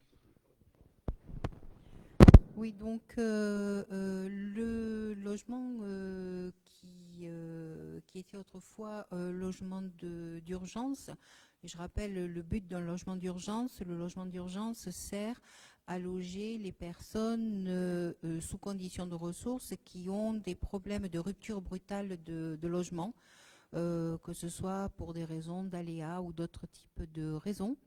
Et ce logement a été utilisé pour les personnes, loger des personnes ukrainiennes. Et nous avons maintenant décidé d'utiliser un nouveau logement d'urgence. C'est le logement qui est au-dessus de la poste. Et ce logement, effectivement, doit être géré par le CCAS, puisque c'est le CCAS qui a la charge, puisque c'est un but solidaire d'urgence et d'insertion, à la charge du suivi social des personnes qui sont dans ce logement. Donc c'est le CCAS qui a la charge de ce logement, et les demandes sont faites auprès du CCAS, soit par la circonscription, soit par les personnes elles-mêmes. Donc la présente convention a pour but que la commune cède la gestion au CCAS pour faciliter tout ce dont je viens de parler, et en particulier la confidentialité liée à ce type d'action. Est-ce qu'il y a des questions sur le sujet? Eh bien, je vais vous proposer de voter, de décider de mettre à disposition du CCAS un logement 6, place des Marronniers, donc c'est le petit logement au-dessus de la Poste, un des deux logements au-dessus de la Poste, de préciser que cette mise à disposition est consentie à titre gracieux, de m'autoriser à signer la convention de mise à disposition de ce logement avec le CCAS, et de dire que la convention est établie pour une durée de 3 ans, renouvelable par tacite reconduction dans la limite de 9 ans. Est-ce qu'il y a des votes contre? Est-ce qu'il y a des abstentions? Merci. On peut faire confiance au CCAS pour le gérer aussi bien que le logement d'urgence que nous avons eu jusqu'à présent. Donc, pas d'hésitation. Alain, peut-être je te laisse... on va te faire venir le micro. Merci. Je te laisse présenter donc le sujet suivant, donc qui vise à une convention avec la marque Guidasso. Oui, bonsoir. Donc le réseau Guidasso, c'est un réseau qui est co-animé, qui part de l'échelon national et qui se décline jusqu'au niveau local. Alors ça met en avant la capacité de notre collectivité à pouvoir répondre aux besoins des associations en matière de renseignement, et surtout de les informer de leurs possibilités, de leurs droits, mais aussi des capacités à aller vers d'autres structures qui peuvent les accompagner dans leur démarche associative. Alors pour ce faire, on a candidaté pour avoir le label Guidasso. On a été, entre guillemets, audité par la DRAGES et la Ligue de l'enseignement, des gens de la Ligue de l'enseignement également. Ce qui nous a permis, au vu de ce qui est fait depuis de très nombreuses années à Douvres, hein, c'est pas d'aujourd'hui, mais là c'est une reconnaissance du travail qui est fait depuis de nombreuses années vers les associations. On a été labellisé au niveau de l'information, c'est-à-dire qu'on est capable d'informer les associations sur beaucoup de sujets, et à partir du moment où il y a des demandes spécifiques, on va les envoyer, les adresser à des associations soit spécialistes, soit expertes. Par exemple, le plus haut niveau pour les expertises en matière de culture, c'est l'association Le Marchepied, qui a fait référence. Et pour le sport, c'est le comité départemental olympique et sportif. Donc entre deux, nous avons aussi S3A, avec une association qui est très efficace au niveau de l'information et de l'aide aux associations, qui est à Hérouville-Saint-Clair, avec laquelle la commune a une convention d'aide, ce qui permet de lisser un peu plus encore la capacité à informer nos associations, qui sont, je vous le rappelle, très nombreuses. Est-ce qu'il y a des questions sur le sujet très clairement présenté par Alain? C'est bon? Eh bien, je vais vous proposer de me permettre de signer la convention d'autorisation d'utilisation de la marque collective, donc Guidasso, d'acter la labellisation de la commune au niveau Guidasso Information, et de préciser que la convention est conclue pour une période de 3 ans à compter du 1er octobre 2023. Est-ce qu'il y a des votes contre? Des abstentions? Merci. Alors ensuite, autorisation de signature de l'avenant à la convention territoriale globale. Donc c'est une convention qui lie l'intercommunalité avec et les communes concernées avec la CAF, mais qui est sous l'égide de l'intercommunalité. Auparavant, nous avions un contrat enfance-jeunesse donc qui était signé directement par chacune des collectivités avec la CAF. La CAF comme d'autres acteurs, je parlais tout à l'heure des sujets qui arrivent en plus à l'intercommunalité sans qu'on l'ait forcément demandé au départ. Ça en fait partie. C'est un sujet qui effectivement maintenant passe par l'intercommunalité. Il va falloir que l'intercommunalité se dote d'un technicien ou d'une technicienne pour harmoniser toutes les actions qui sont menées en direction de la jeunesse. Donc la particularité de la CTG, c'est que maintenant, les subventions, lorsque ce sont des associations qui assurent la prestation, je prends le cas de l'ADAGE par exemple pour notre territoire, la CAF verse directement à l'association la subvention, alors qu'avant ça passait systématiquement par la commune. Et par contre, donc, la commune, elle, reste destinataire des fonds qui concernent des services que la commune rend en direct. Pour ce qui nous concerne, c'est la crèche qui l'est. Voilà. Donc, la proposition, c'est de renouveler évidemment la contractualisation avec la CAF parce que ça représente des financements non négligeables et c'est un renouvellement pour une durée relativement longue puisque le projet est de couvrir par avenant donc la période du 1er janvier 2024 au 31 décembre 2028. Donc sachant que nous allons revoir bientôt la CAF pour pouvoir travailler avec la CAF sur un projet, en tous les cas, d'agrandissement des capacités d'accueil de notre propre crèche, compte tenu, on l'a déjà évoqué, du nombre important de personnes qui sont sur liste d'attente et qui ne peuvent avoir de solution. Et aujourd'hui, la solution de garde pour les enfants devient vraiment fondamentale, prégnante pour les parents. Et donc il faut qu'on avance sur cette question, à condition évidemment que la CAF nous accompagne de façon suffisamment significative, ce que nous attendons comme confirmation préalable. Sur la CTG, il n'y a pas de questions. Alors attention, qui vote pour?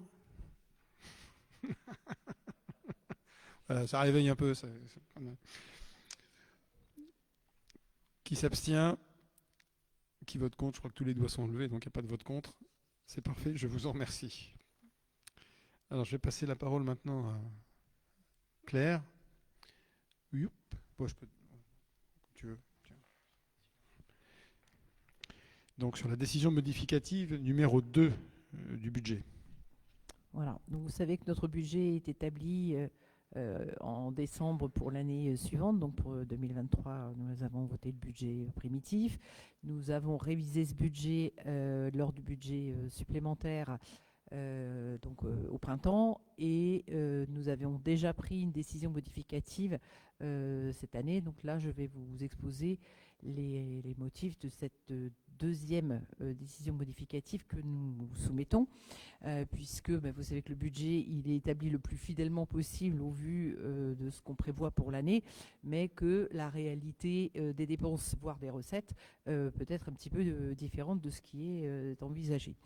Vous savez notamment que nous avons contracté un emprunt relais pour financer les investissements cette année. Nous allons, du fait notamment de l'encaissement de subventions, pouvoir réaliser un premier remboursement de cet emprunt, un quart. Donc il faut l'intégrer dans notre budget. C'est pour ça que vous avez notamment sur la section d'investissement la proposition d'augmentation des dépenses de l'ordre de 250 000 €. Et évidemment, en face, vous avez les recettes qui vont permettre évidemment de l'équilibrer. Ce qui nous amènerait à modifier notre budget d'investissement qui passerait alors à 6 969 892,31 €. Voilà pour la partie investissement, la section d'investissement. En ce qui concerne la section de fonctionnement, nous avons aussi des modifications à apporter. Notamment, il nous faut intégrer les intérêts du prêt qui n'avait pas été prévu initialement. Et bon, nous aurions pu le faire peut-être au moment de la décision numéro 1, mais voilà. Et puis intégrer aussi des dépenses qui n'ont pas été prévues notamment sur les dépenses, enfin les règlements à faire au SDEC pour 2022, qui ont été faits tardivement et qui n'ont pas été rattachés. C'est un oubli lors des opérations comptables, tout simplement. Donc il faut régulariser cette situation. Et nous avons aussi à intégrer, en ce qui concerne les recettes, des suppléments de dotation ou de perception de taxes qui vont nous permettre aussi d'équilibrer la section de fonctionnement. Donc nous vous proposons de valider ces mouvements à hauteur de 180 281 €, ce qui portera notre budget de fonctionnement à 5 848 675 € et 93 centimes. Avez-vous des questions?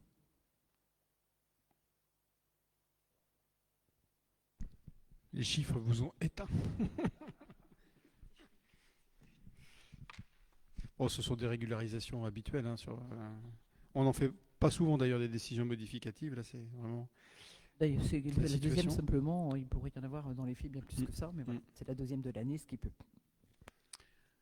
Bon, s'il n'y a pas de questions, je vous propose d'approuver la décision modificative numéro 2 au budget de la commune pour l'exercice 2023 telle que présentée dans la délibération qu'on vous a fait parvenir, de m'autoriser à effectuer toute démarche, à signer tout document qui serait rendu nécessaire par l'application des dispositions de cette délibération.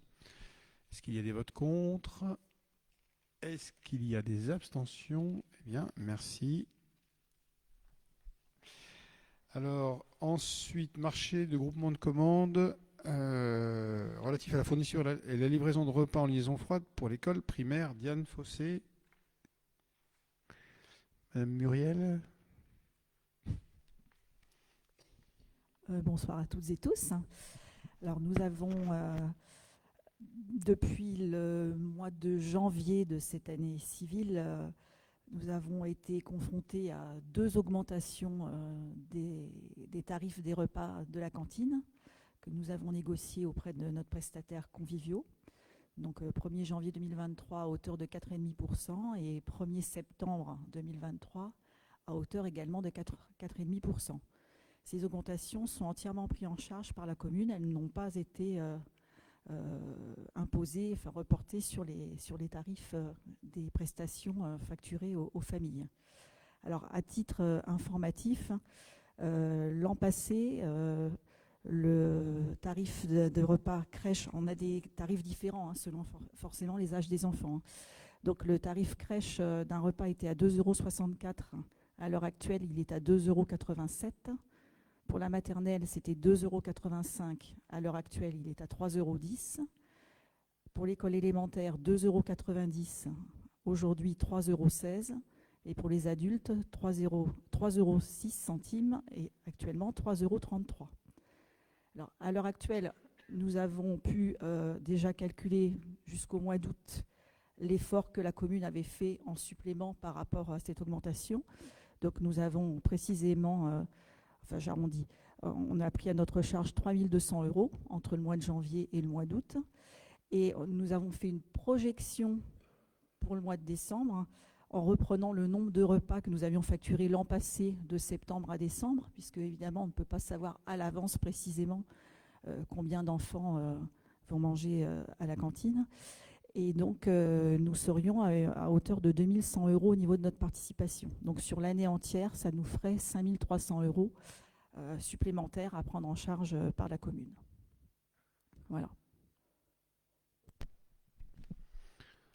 Il y a des questions sur le sujet. Bon, c'est un choix qu'on vous propose de faire de façon à ce qu'on n'alourdisse pas la charge pour les familles notamment, même si effectivement notre modèle tarifaire permet évidemment d'être adapté en fonction des ressources de la famille, très largement. Mais bon, y compris pour les coûts les plus élevés, bon, ça commence effectivement à représenter des sommes non négligeables. Donc il va falloir qu'on travaille avec Convivio de toute façon, au-delà de la question du coût, sur la question de la qualité, je l'évoquais tout à l'heure, avec notamment peut-être de nouveaux circuits d'approvisionnement, de façon à ce que nos enfants donc, mangent le mieux possible, même si globalement la qualité qui est servie est depuis le début septembre, du coup, puisque la loi Egalim est maintenant de nouveau en application, le pourcentage de bio est de nouveau mis en œuvre, et donc on arrive à quelque chose qui est d'assez bonne qualité. Nous l'avons testé vendredi dernier, donc avec Muriel Leclerc. Pas de questions? Je vous propose donc d'approuver l'avenant au marché proposant une augmentation de 4% des tarifs des repas à compter du 1er septembre 2023, de préciser que cette augmentation ne sera pas répercutée sur le tarif applicable aux familles. La collectivité prendra donc en charge l'intégralité de l'augmentation, comme elle l'a déjà fait pour l'augmentation du 1er janvier de cette même année. Est-ce qu'il y a des votes contre? Est-ce qu'il y a des abstentions? Eh bien, merci pour nos petits loups. Ensuite, donc, montant de la redevance d'occupation du domaine public par les ouvrages de distribution du gaz. Alors, sachant qu'on a délégué la compétence au SDEC et que le SDEC donc, nous a fait savoir que la somme qui nous serait versée au titre de cette mise à disposition du domaine public pour que les canalisations gaz puissent passer dans notre commune en toute sécurité, évidemment, donc s'élève à 1 988,79 € donc, pour l'année 2023. Voilà, donc. C'est une somme voilà, qui vient mettre un tout petit peu de beurre dans nos épinards. Pas de questions. Donc je vous propose d'adopter les propositions. De toute façon, on n'a pas tellement d'autres choix finalement, qui lui sont faites donc, par le SDEC concernant la redevance d'occupation du domaine public par les ouvrages de distribution de gaz. Est-ce qu'il y a des votes contre? Est-ce qu'il y a des abstentions? Eh bien, je vous remercie. Alors ensuite, on a l'attribution du marché de maîtrise d'œuvre relatif au projet de requalification et de réaménagement ou d'aménagement, le réaménagement parce qu'il est quand même déjà aménagé, du centre-ville. Donc nous avons lancé une consultation, nous avons eu 5 réponses, nous avons sélectionné 3 bureaux que nous avons reçus en comité de pilotage, donc comité de pilotage qui était composé d'élus de la commission d'appel d'offres notamment, et également de représentants des commerçants. Et donc, nous avons 3 propositions très différentes. L'entreprise qu'on vous propose de retenir, qui s'appelle Arcanter, donc, qui a une grosse expérience dans l'aménagement des centres-villes, et l'équipe de maîtrise d'œuvre, puisqu'il y a plusieurs prestataires derrière cette candidature, donc qui nous est apparu avoir la meilleure capacité technique, en communication aussi, en capacité de concertation. C'est très important dans des sujets comme cela. Mais même si elle était du coup la plus chère, donc on a bien été dans notre direction qui vise à retenir le mieux disant et pas forcément le moins disant. Et donc voilà, on vous propose de retenir pour une tranche ferme de 48 807 € hors taxe, donc l'entreprise Arcanter, et pour une tranche optionnelle pour 37 026 € hors taxe, plus quelques études complémentaires, donc ce qui porte à 40 728,60 € hors taxe. La tranche optionnelle, donc, qui sera en fait la phase de réalisation du chantier lui-même. Toute la tranche ferme consiste à préparer le sujet, donc encore une fois, avec des phases de négociation, d'échange avec les habitants comme avec les commerçants. Et donc il y a deux sessions qui sont prévues au mois de novembre. Je crois que c'est le 6, hein, c'est ça? C'est le 6 novembre, je crois. Hein. Voilà. Donc en 2 temps, une à 15h et une à 18h. Donc, qui pourra accueillir aussi bien d'ailleurs des commerçants, des riverains, que des habitants de l'ensemble de la commune de Douves, puisque le réaménagement du centre-ville, en fait, ça concerne la rue du Général de Gaulle, le haut de la rue du Général de Gaulle, entre le 8 à 8 et donc la pharmacie. Ça concerne tout l'espace qui se trouve entre la basilique et les commerces qui sont face à la basilique. Et puis ça concerne également la place de Sage pour un réaménagement forcément de moins grande ampleur, puisque cette place est tout à fait récente. Voilà, et donc c'est cette entreprise Arcanter qui nous est apparue la mieux est de loin en capacité de mener de façon compétente et dans des délais maîtrisés ce projet évidemment important et impactant aussi d'aménagement du centre-ville. Pas de questions sur le sujet? Donc je vous propose d'attribuer le marché, et donc de confirmer le choix fait par le comité de pilotage, le marché public de maîtrise d'œuvre relatif au projet de requalification et d'aménagement du centre-ville à l'entreprise Arcanter pour une tranche ferme de 48 807 €, une tranche optionnelle qui pourra être levée donc pour un montant de 40 728,60 €. Qui vote pour?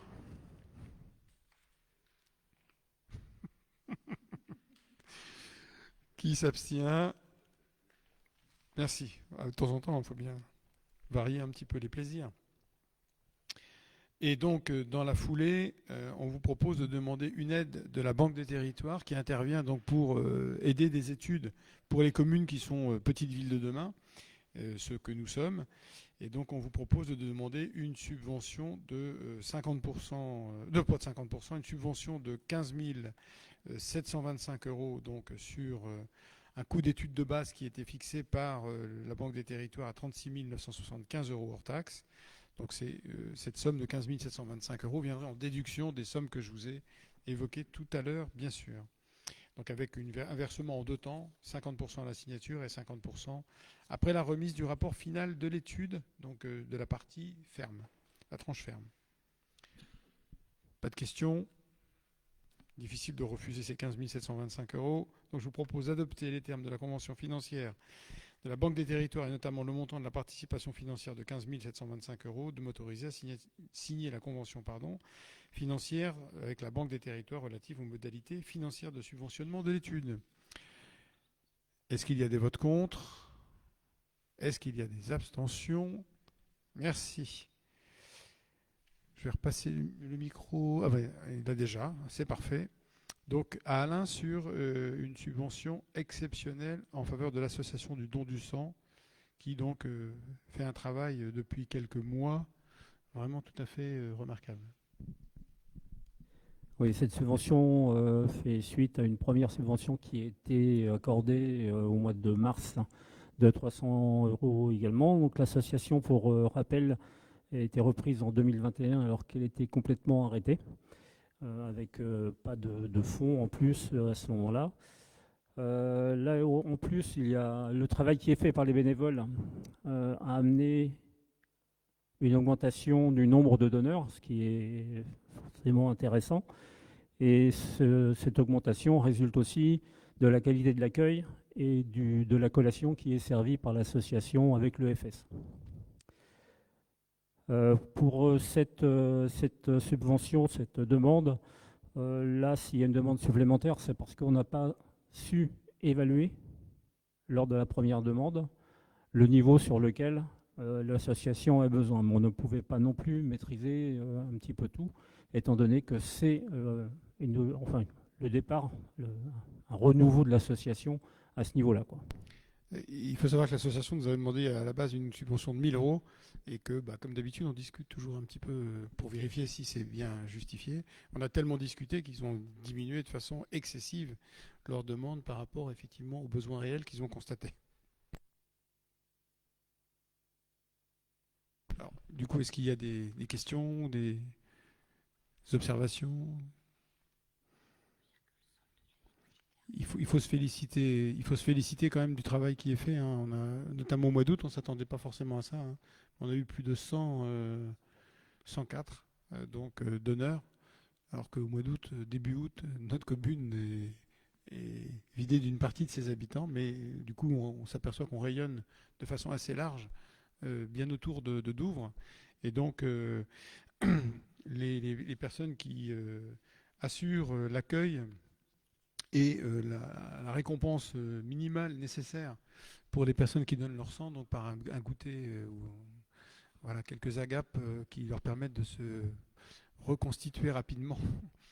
Donc le font vraiment avec beaucoup de gentillesse, voilà, de sourire, et voilà, c'est vraiment presque un plaisir de venir donner son sang. C'est un devoir, mais c'est aussi un plaisir pour le coup. Donc je vous propose de voter s'il n'y a pas de questions et donc d'accorder donc une subvention exceptionnelle de rattrapage presque, je dirais, à l'association du don du sang d'un montant de 300 € en disant qu'évidemment les crédits sont inscrits et sont possibles à mobiliser au sein du budget 2023, bien évidemment. Oui, on a toujours une petite marge pour les subventions. On sait qu'on aura au cours de l'année des fois des demandes, alors pas forcément de cette association, mais d'autres associations. Est-ce qu'il y a des votes contre? Est-ce qu'il y a des abstentions? Une abstention. Merci. Tu continues pour ADN Photo, Alain? Oui, en demande de subvention exceptionnelle pour ADN Photo, c'est relatif au Sentier des Arts, où on attribue une somme à chaque association et chaque artiste participant pour ses œuvres, pour mettre ses œuvres en valeur. Et là, cette association commande directement ses toiles à leur fournisseur, et la même somme leur est rendue sur facture, sur devis à facture à l'issue. L'année dernière, c'était fait au mois de juillet. Cette année, c'est plus tard parce qu'ils avaient oublié de nous envoyer la facture. Donc voilà, c'est juste un rattrapage sur le Sentier des Arts.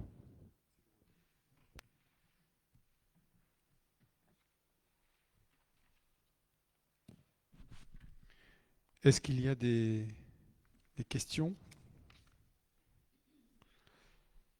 sur le sujet?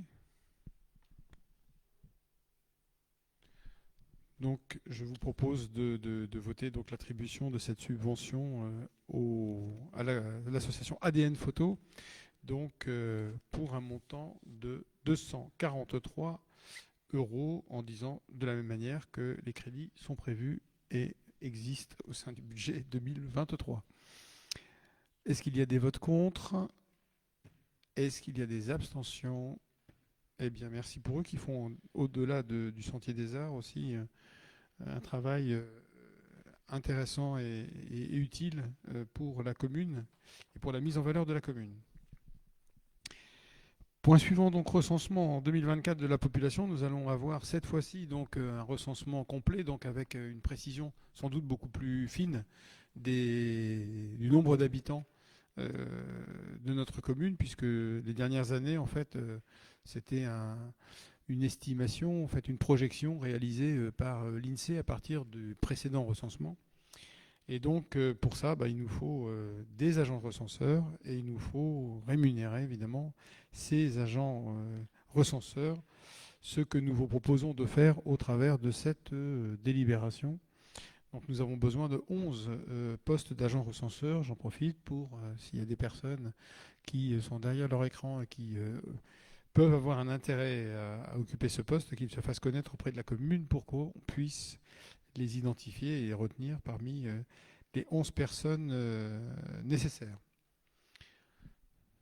Pas de questions sur le sujet. Je vous propose donc d'autoriser la création de ces 11 postes d'agents recenseurs vacataires afin d'assurer les opérations du recensement de la population qui se dérouleront donc sur une période courte, du 18 janvier au 17 février, donc un mois, 2024. De dire que les agents seront payés à raison de 1 € par feuille de logement remplie, 1,20 € par bulletin individuel rempli. De préciser que la collectivité versera un forfait de 100 € pour les frais de transport. Les séances de formation et la demi-journée de repérage seront rémunérées en fonction du SMIC brut horaire. La rémunération des agents recenseurs sera versée au terme des opérations de recensement. De m'autoriser à désigner un coordinateur d'enquête au sein des agents de la collectivité, il s'agira de Magali, qui bénéficiera d'une décharge partielle de ses fonctions et conservera sa rémunération mensuelle et d'un repos compensateur équivalent aux heures consacrées aux opérations de recensement au-delà de son emploi du temps avec décharge. Est-ce qu'il y a des votes contre? Est-ce qu'il y a des abstentions? Eh bien, donc, nous allons pouvoir lancer ce recensement et y voir plus clair sur notre population municipale. Donc ensuite, nous avons 2 contrats donc, à renouveler. Donc, nous avons à renouveler un contrat à durée déterminée donc, pour un agent d'accueil qui est Alexandra. Donc, proposition de renouvellement pour une durée allant du 1er octobre au 12 mars 2024 sur un temps non complet choisi par la personne de 28 heures par semaine. Pas de questions. Donc je vous propose de décider le recrutement d'un agent contractuel dans le grade d'adjoint administratif au service accueil, donc pour faire face à un besoin lié à un accroissement temporaire d'activité du 1er octobre 2023 au 12 mars 2024, à temps non complet de 28,35e, de dire que la rémunération de l'agent sera calculée par référence à l'indice brut du grade de recrutement premier échelon, que les crédits correspondants sont inscrits au budget, de modifier ainsi le tableau des effectifs et de m'autoriser à signer tout document relatif au recrutement précité et notamment le contrat bien sûr. Est-ce qu'il y a des votes contre ?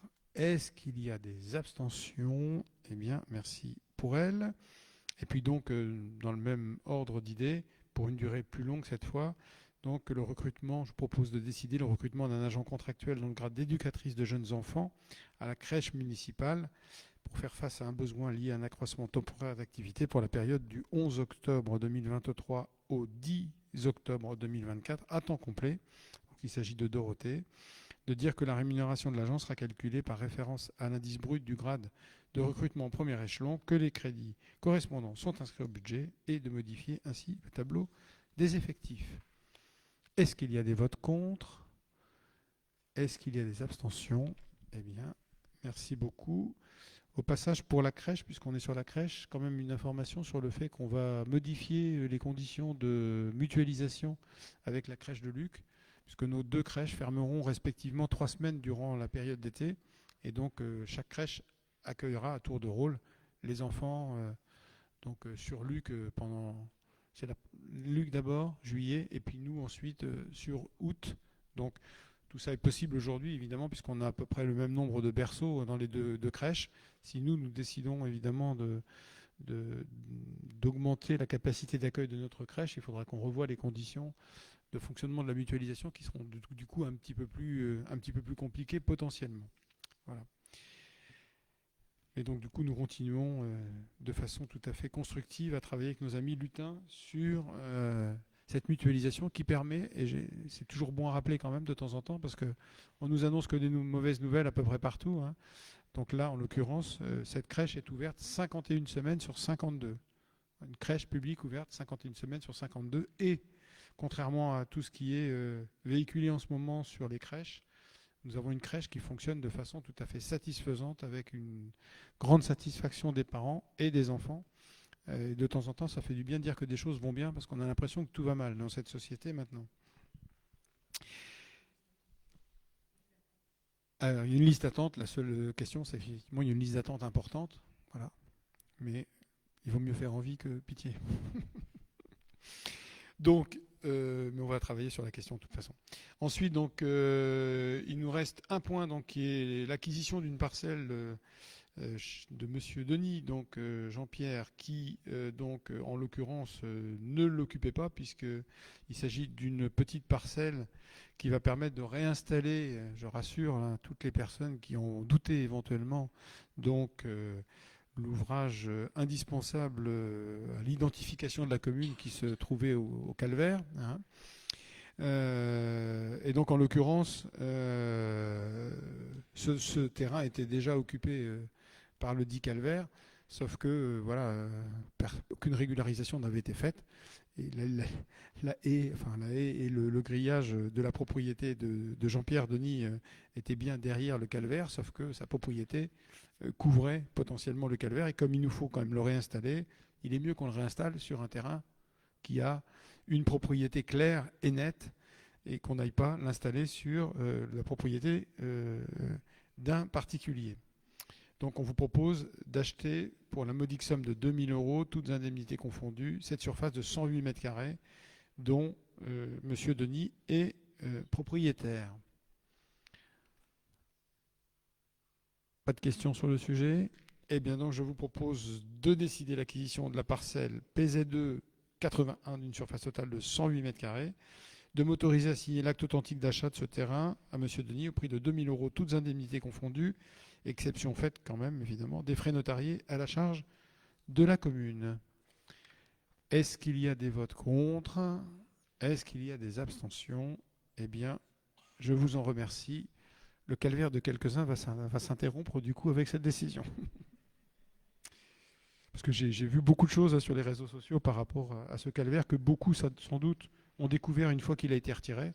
Parce que j'en avais jamais entendu parler autant que depuis qu'il a été retiré pour les raisons du chantier du parc d'activité. Est-ce qu'il y a des informations diverses que vous souhaitiez communiquer? Non? Eh bien, je vais vous souhaiter une bonne soirée, un bon appétit et donc à bientôt pour de prochaines aventures municipales. Et bonsoir à nos auditeurs extérieurs.